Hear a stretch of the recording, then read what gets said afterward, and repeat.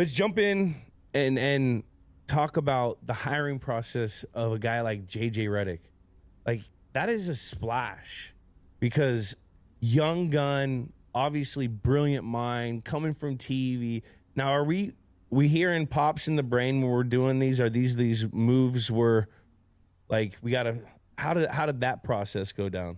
Yeah, it's kind of like what you have to do is you have to decide, what kind of team, what style of play you want to play.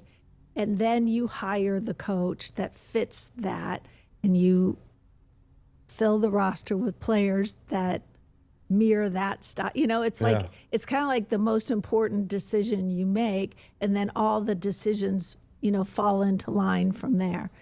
And, I had told our general manager, I want you to find, a coach that, mirrors what is important to you in basketball. And I want you to think differently. Like, don't, just do what the safe bet is, somebody, just give yourself the opportunity to like think outside the box, to use a cliche. So, we started conversations with Dan Hurley, UConn, which I'm sure you know him, and JJ. And, Rob was impressed with both of them. Both of them had a philosophy that matched his philosophy. And, we kind of went on a parallel path. And, the Dan Hurley path didn't work out.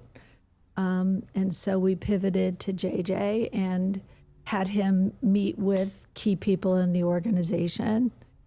And he just kept impressing everybody. And, it's certainly a risk when you hire someone who's never been a head coach.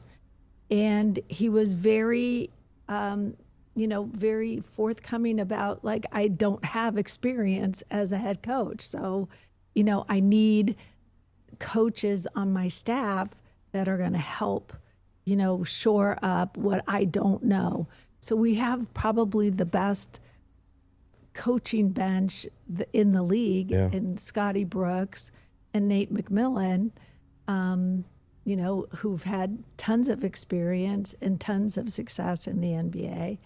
And, it all just came together the right way. The one concern I had was, his wife is going to say, no way, I'm not moving to LA. Happy wife, happy life. Yeah, they had just built a home. They had just built a home in Brooklyn, and, she jumped on board. I mean, I think it's been a great little move. Like, for me, I love former players that become head coaches. We just did that with the Patriots, with Mike Vrabel, guys that have performed at a high level, know what the locker room's about, but that are also brilliant minds. Like, I'm sure guys that play with JJ thought he was going to be a coach, because he seems like whenever he talks about basketball, he knows like all the X's and O's. That's a football term. Do they use it for basketball? Yes. Maybe. All the X's and O terms. Like, he just is one of those brilliant minds, but he also can communicate with the young fellas because he's been in that locker room at such a early, like, not that far removed. So I think it's amazing.